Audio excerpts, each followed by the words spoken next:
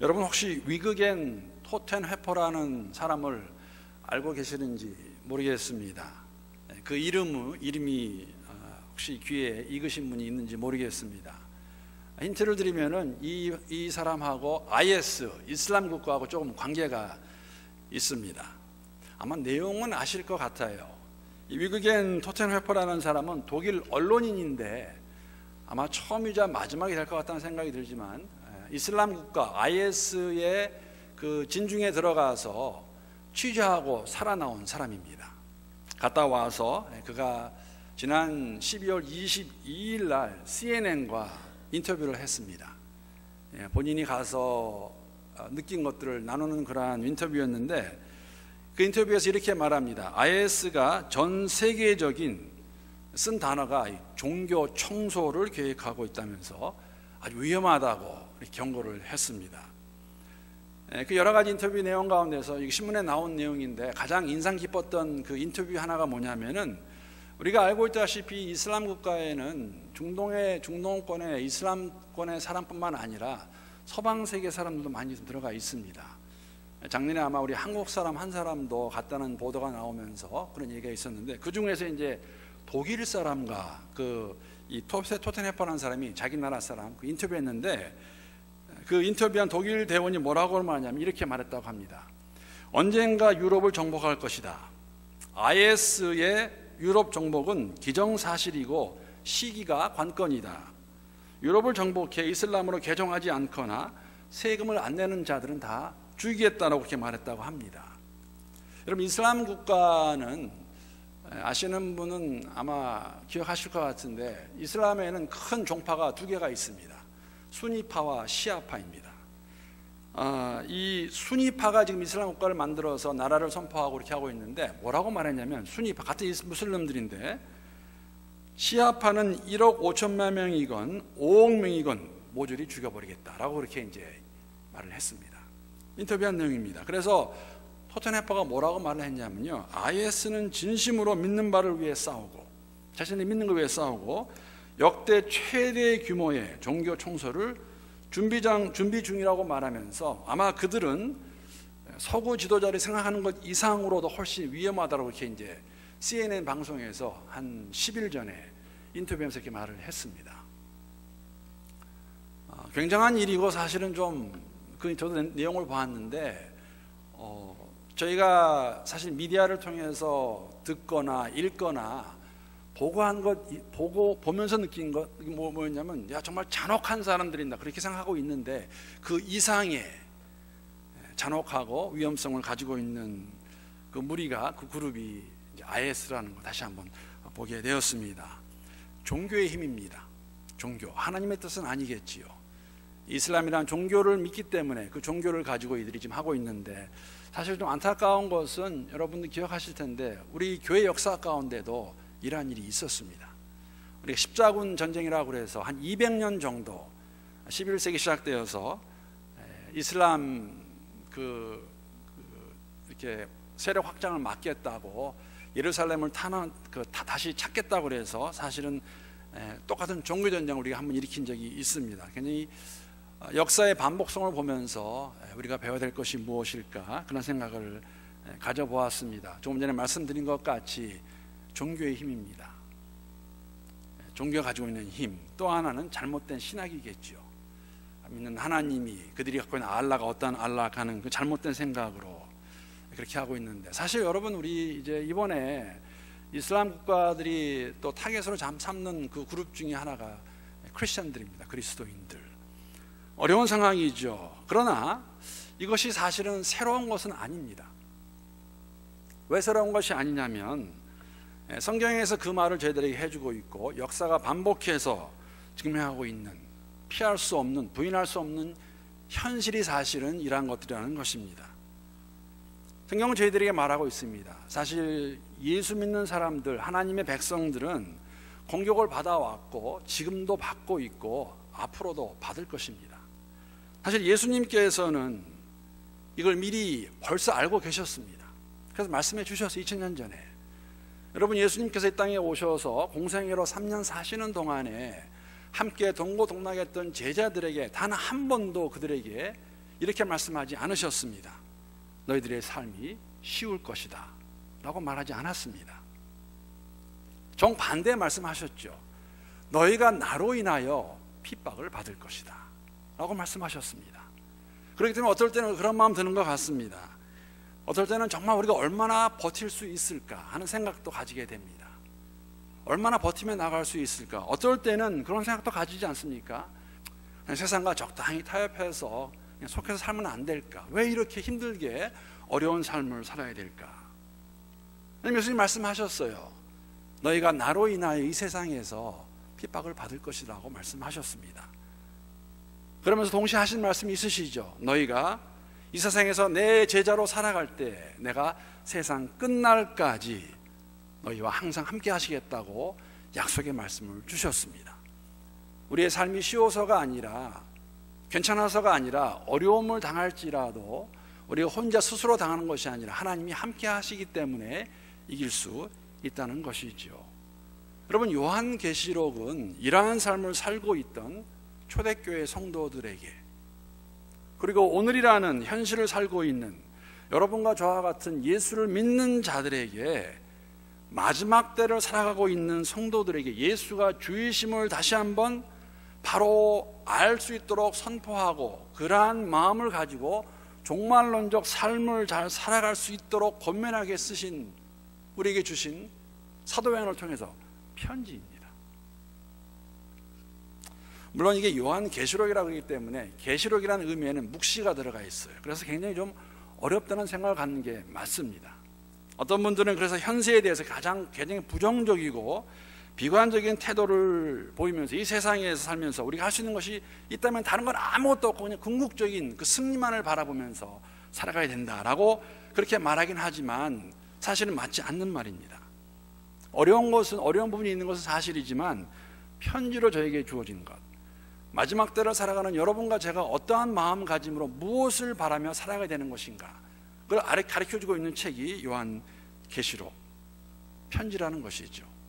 사도 바울이 자신이 가서 교회를 개척했거나 아니면 가르쳤거나 아니면 목회하는 가운데, 아니면 더 나아가서 그 당시에 그리스도인들 향해서 쓴 편지와 같이 사도 요한이 이 당시에 소아시아에 있는, 여러분 소아시아는 오늘날의 터키입니다. 거기에 있는 7 교회들에게, 성도들에게 너희가 마지막 때를 살아가면서 예수가 누구이시고 다시 오실 예수, 그때쯤에 어떤 일이 있을까를 알려주고 있는 것, 그것이 요한계시록이라는 것입니다. 이 당시에 교회 안과 밖으로 어려움이 참 많았습니다. 여러분, 주 90년, 95년경에 이걸 쓰게 되는데, 이 당시에 로마 제국의 황제는 도미티안 황제였습니다. 이 당시 때는 벌써 황제를 숭배하는 것이 법령이었기 때문에 그것을 만약에 거부하게 되면 일제시대와 같이, 일제시대 때 우리 믿는 사람들이 일본 황제한테 절하지 않아서 감옥에 간 것 같이 이 당시에는 1세기 말 도미티안이 황제가 있을 때에는 만약에 황제 숭배하는 것을 거역하게 되면 그것이 불법이 되고 그것이 범죄가 되어서 죽었습니다. 그런 상황 가운데서, 핍박이 있는 그러한 상황 가운데서 마지막 때라고 느끼고 있는 그들에게 또 내부적으로도 어려움이 참 많았습니다.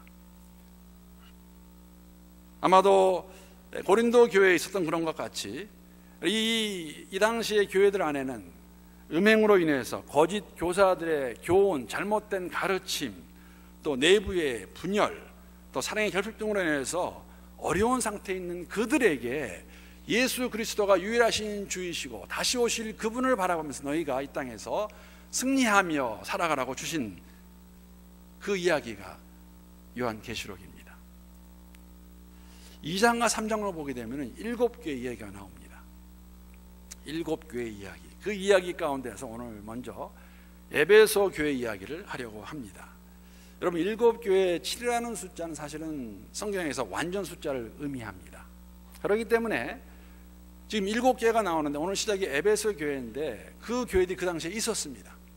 지금도 에베소라는 교회가, 에베소라는 지역이 터키에 있지요. 2000년 전에 있던 교회뿐만 아니라 오늘 우리에게 주시는 말씀은 사실은 세계의 모든 교회, 우주적 교회를 향하여서 교회의 모습이 어떠한 것인가 우리가 보고 깨달을 수 있도록 우리 교회는 어떠한 교회인가, 하나님의 교회가 어떠한 교회가 되어야 될 것인가를 저희들에게 보여주고 있다는 것이죠. 그래서 오늘은 에베소 교회를 얘기하면서 오늘 본문에 나와 있는 것 같이 거기에 나와 있는 말씀을 가지고 올해 표도 또 오늘 설교도 제목을 잡았는데, 여러분들 왼쪽에 있는 배너에 써 있는 표가 바로 여기 있습니다. 다 보이시죠? 우리 한번 함께 힘차게 한번 읽어보겠습니다. 시작. 처음 사랑을 회복하자. 처음 사랑을 회복하자. 예배소의 교회에게 주신 말씀입니다. 우리에게 주시는 말씀으로 받고 그러한 교회를 함께 2016년도에는 만들어갈 수 있으면, 함께 세워갈 수 있으면 좋겠습니다. 여러분, 에베소라는 도시, 또 에베소 교회가 어떠한 교회였을까? 고대의 7대 불가사 중에 하나가 무엇이냐면은 아데미 여신전이라는 곳이 있습니다. 근데 이 에베소에 그 신전이 있었는데 고린도 도시와 비슷하게 상당히 음란하고 세속적인 그러한 도시였습니다. 대부분의 사람들이 우상에 찌들려서 또 도덕적으로 타락한 데서 아주 문란하게 살고 있던 그들을 향해서 사도 바울이 복음을 전합니다. 그래서 예수를 알기 전에 에베소 사람들, 또 교회 안에 있는 사람들의 모습이 어떠했는가를 우리가 에베소서 2장 2절을 통해서 잘 볼 수가 있는데, 제가 한번 읽어보겠습니다. 그때에, 예수 모를 때에, 예수 만나기 전에 너희는 그 가운데서 행하여, 에베소 사람들 그 가운데서 이렇게 살았다는 것이 어떤 삶이었냐면, 이 세상 풍조를 따르고 공중의 권세 잡은 자를 따랐으니 곧 지금 불순종의 아들들 가운데 역사하는 영이라. 상당히 그 묘사하는 것이 그렇게 좀 어둡습니다. 어쩌면 그러한 도시였기 때문에 사도 바울이 머문 곳 중에서 가장 오래 머문 곳이 에베소입니다. 3년을 거기에 있었습니다. 3년 있으면서 복음을 전하지요. 복음을 전하고 교회를 세웁니다. 그뿐 아니라 초대교회 유능한 성경 교사였던 아볼로가 거기에서 또 가르칩니다. 그뿐 아니라 사도 바울과 같이 텐트, 천막을 만들어서 한편을 일하면서 사역을 했던 그 아굴라와 브루스길라도 그곳에서 목회를 했고, 더 나아가서는 나중에 보게 되면은 사도 바울이 믿음으로 난 아들 디모데도 거기서 목회를 합니다. 아마 이런 이유 중에 하나는 그 도시가 너무나도 음란하고 세속적이고 쉽지 않았기 때문에 이러한 초대교회 때 많은 목회자들이, 교사들이 거기서 가르치지 않았나. 그 결과가 참 좋습니다. 그래서 그렇게 가르쳤더니, 여러분, 에베소서가 쓰여질 때의 시간과 요한계시록이 쓰여질 때는 한 30년 이상의 시간적인 갭이 있습니다. 차이가. 그러한 에베소 교회가 어떻게 변했나, 어떻게 달라졌나를 알 수 있는 것이 어디냐면은 오늘 본문 2절, 3절 말씀입니다. 지금 에베소 교회가 어떠한 교회가 되었나, 에베소 성도들이 어떠한 마음가짐으로 살고 있나. 2절, 3절 말씀 제가 한번 읽어보겠습니다. 여기서 나는 사도 요한입니다. 내 행위와 수고와 내 인내를 알고 또 악한 자들 용납하지 아니한 것과 자칭 사도라 하되 아닌 자들을 시험하여 그의 거짓된 것을 내가 드러낸 것과 또 내가 참고 내 이름을 위하여 견디고 게으르지 아니한 것을 아노라. 엄청나게 달라진 변화가 있는 그러한 교회의 모습입니다. 복음을 열심을 내어 전하고 복음에 맞지 아니하는, 진리 합당하지 아니하는 것들을 다 대적하고 그 가운데 인내를 가지고 게으르지 아니하고 정말 칭찬하는 것이 많은 교회입니다. 사도 바울이 아볼로와 브루스길라가, 디모데가 사역한 결과가 아니었을까. 엄청난 교회가 되었습니다. 아마 이만큼 칭찬받기도 쉽지 않을 것입니다. 그렇지 않겠습니까? 정말 교회가 견고하게 잘 서 있는데, 여러분, 이들이 진리를 수호하는 것 중에서 한 가지, 그 예가 어디에 나오냐면 6절에 나옵니다. 니골라 당이 나옵니다. 니골라 당. 이 니골라 당이 도대체 어떤 사람들이었을까?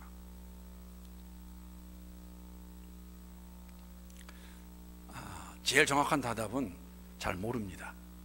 왜냐하면 성경에 니골라 당에서 말을 많이 하지 않고 있어요. 그런데 여러분, 니골라라는 이름이 어디에 나오냐면 사도행전에 보게 되면 7 집사 가운데 한 사람의 이름이 니골라가 나옵니다. 비슷한 이름이 있죠. 그래서 이제 많은 성경학자가 추측하는 것은 뭐냐면은 꼭 그렇진 않지만은 아마 처음에 교회에서 열심히 잘하다가 이 나중에 이 생각이 또 신학이 변질되면서 어떠한 사람들은 이런 사람들입니다. 예수 그리스도 안에서 자유함을 강조하는데 너무 강조하다가 그 자유함이 방종함으로 변하게 됩니다. 그래서 예수를 믿는다고 하지만 교회 안에 있지만은 몸으로 짓는 죄들에 대해서 무관하고 괜찮다고 말하면서 교회를 어지럽혔던 사람들이 니골라당이라고 그렇게 추측을 합니다. 니골라당, 진리에서 벗어난 사람들이었습니다. 이 사람들을 그들이 미워했고 그 사람들을 밀어냈고 그러한 것을 알고 있는 사도 요한이 주님께서 그들을 칭찬하시는 것이죠. 그런 행위를 용납하지 않았습니다. 굉장한 교회입니다. 근데 여러분, 이런 것이 쉬운 일이 아닌 거 다 알지 않습니까? 왜냐하면 오늘날 교회 안에서는 이런 일을 거의 볼 수가 없습니다. 상당히 어려운 일이기 때문에. 왜 그렇습니까? 교회가 자칫 잘못하면 죄를 치리하다가 사람을 이룰 수 있기 때문에 그렇습니다.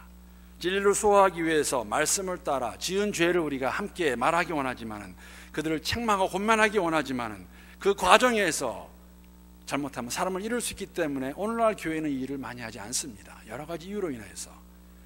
동시에 사람을 위하려다가, 왜 힘드냐면 그 사람을 위하려다가 그럴 수도 있지, 우리가 다 받아주자, 은혜로 그걸 받다가 죄에 대해서도 우리가 무관하게 되면서 교회가 세상과는 다르지 않은 단체로 전락할 수도 있습니다.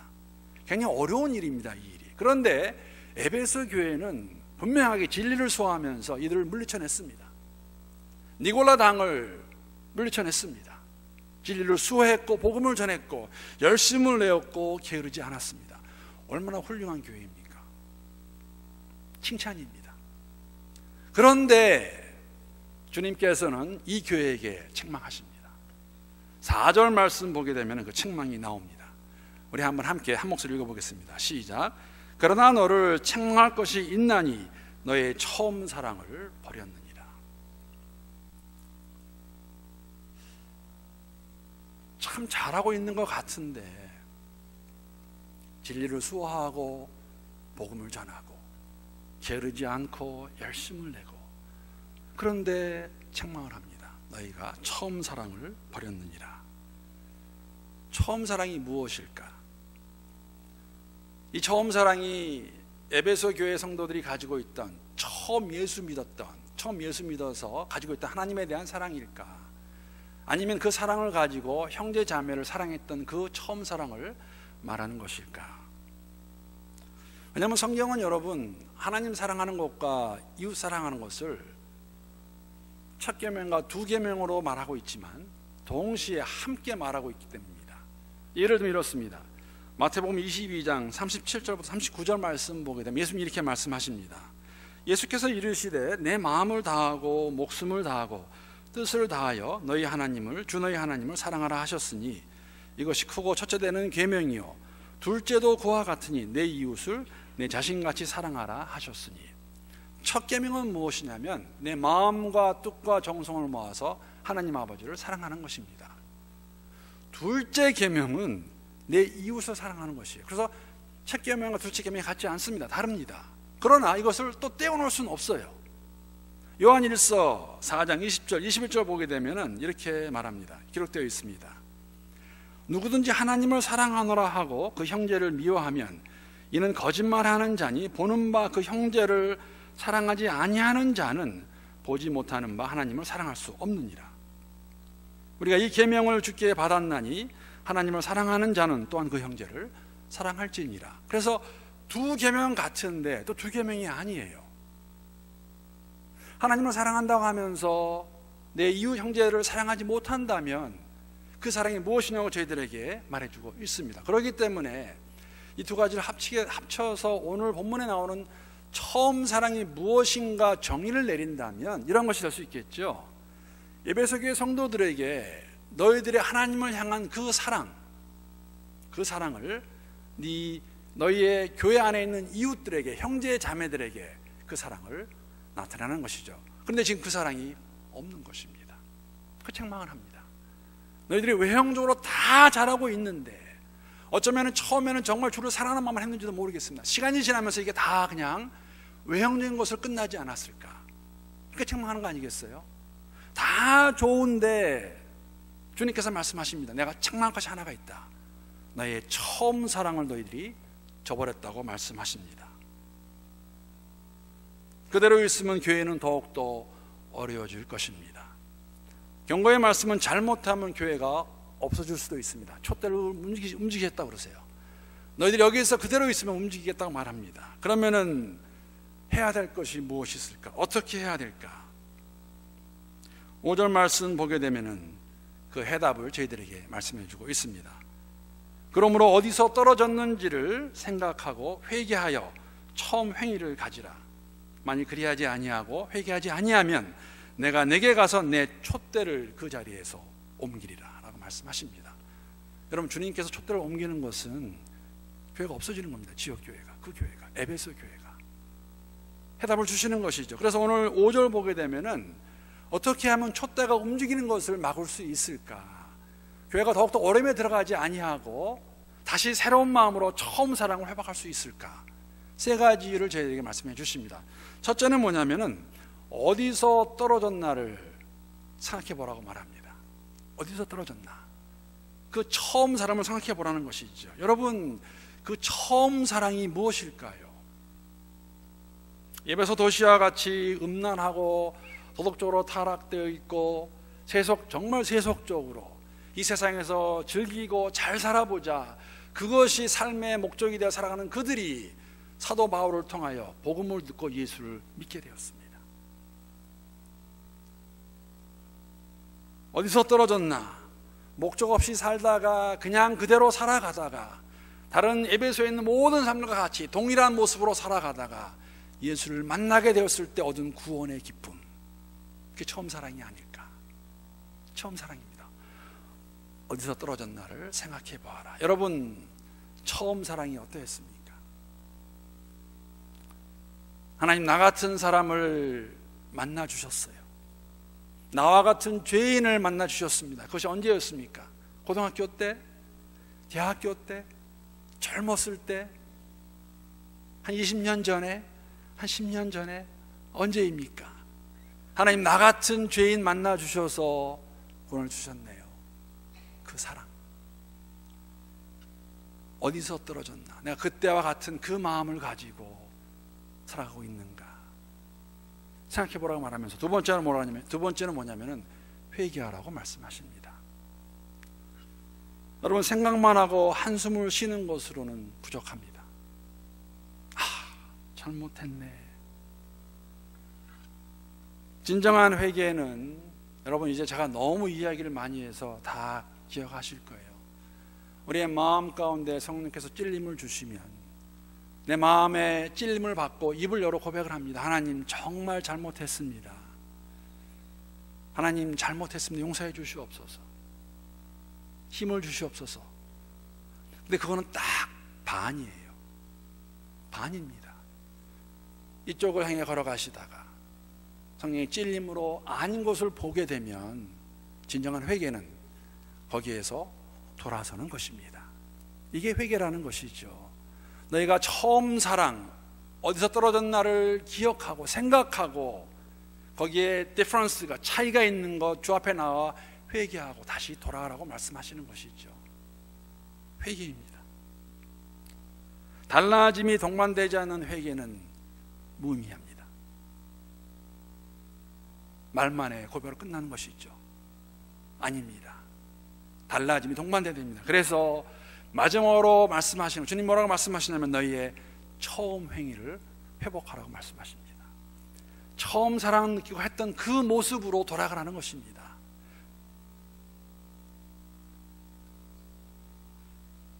처음 사랑. 어떤 분이, 어떤 성도가 그런 말씀 하시더라고요. 목사님, 저는 처음 사랑보다는 지금 사랑이 더 좋아요. 아무것도 모르고 했던 그 사랑보다는 지금은 조금 더 성숙한 사랑이 좋다고 말을 다 해주시더라고요. 일리가 있는 말 같아요. 그런데 여기서 말하는 처음 사랑이 과연 무엇일까? 여러분, 무엇일까요? 처음 사랑이. 처음 사랑을 회복하자. 도대체 무엇을 회복하라는 것일까? 말씀드린 것 같이 하나님을 알아갈수록 우리가 주를 향한 마음의 헌신과 삶의 모습이 달라지지요. 그런데 왜 처음 사랑을 회복하라고 그럴까? 무엇을 회복하라는 것일까? 말씀을 마치면서 적용으로 처음 사랑에 대해서 세 가지 함께 나누기 원합니다.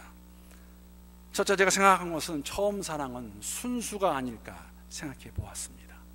순수함, 순수, 피요한 것, 깨끗한 것, 때묻지 않은 사랑, 그대로 받아들일 수 있는 사랑, 앞뒤 따져보지 아니하고 어쩌면 계산하지 아니하고 조건 붙이지 아니하고 나 같은 사람 하나님께서 찾아와 주셔서 사랑해 주시고 예수 만나게 하셨는데 그 순수한 사랑, 무조건적인 사랑이 처음 사랑이 아닐까 생각해 보았습니다. 두 번째로는 열심이 아닐까 생각해 보았습니다.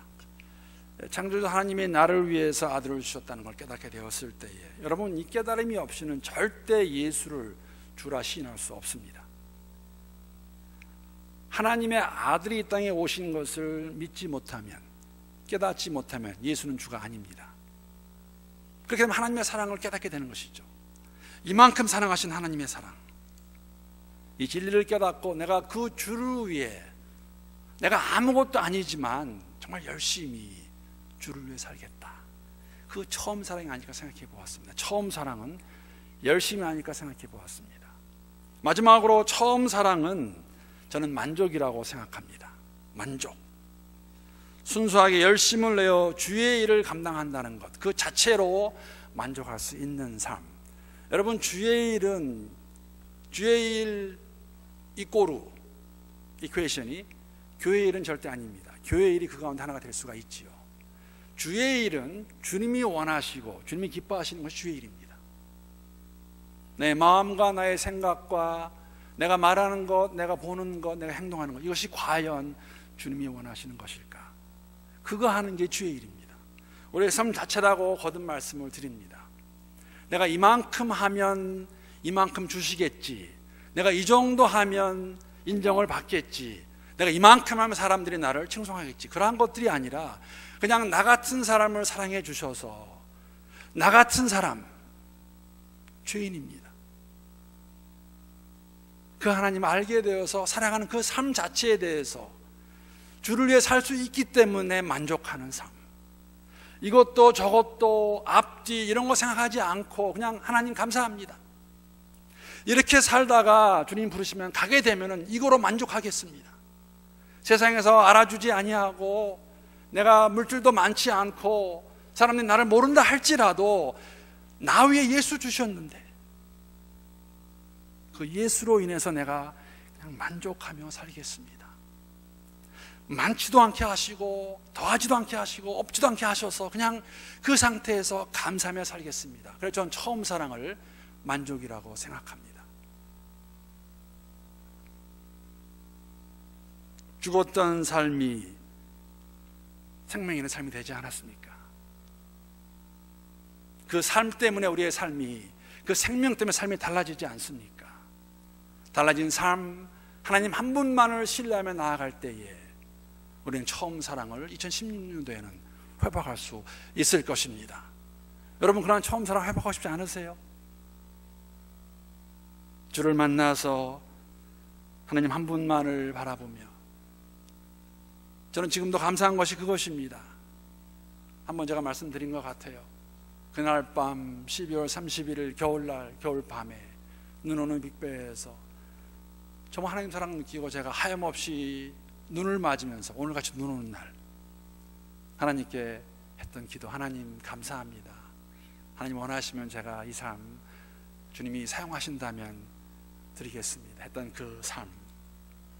사랑하는 성도 여러분, 7교회를 향해서 주시면서 이렇게 말씀하십니다. 성령이 주시는 말씀, 들을 귀가 있는 자는 들을지어다 라고 말씀하고 계십니다. 예수님의 말씀입니다. 그래서 그렇게 말씀하셨어요. 들을 귀가 있는 자는 들을지어다. 새로운 한 해를 맞이하면서 올해 표어가 처음 사랑을 회복하자입니다. 올해 한 해 우리가 열심히 최선을 다해 주님이 주시는 은혜 가운데 그 처음 사랑 회복해가면서 하나님 사랑하는 그 모습이 오늘 내 바로 옆에 앉아있는 형제자매들 향해서 사랑한다 고백할 수 있고, 받아줄 수 있고, 용납할 수 있고, 함께 잘 걸어갈 수 있는 그러한 복된 한 해가 될 수 있기를, 귀한 한 해가 될 수 있기를 주님의 이름으로 축복합니다.